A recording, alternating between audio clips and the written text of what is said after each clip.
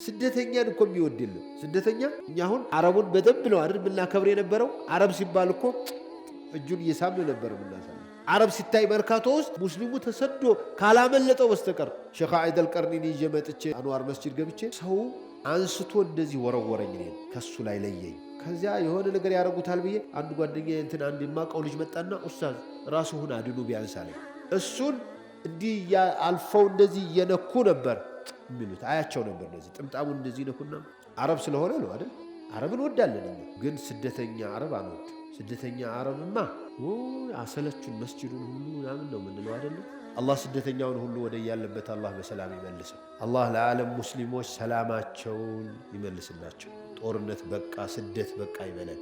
እኛንም ያለንበት ከምንዋረድ የሀበሻ ሙስሊሞች ምን ያህል ተከበሩ አረብ ዓለሙ ላይ ግን ስናበዛው ሄደን ስንሰርቅ ሄደን ስናጠፋ ሀበሽ ሀነሽ ማለት ጀምሮ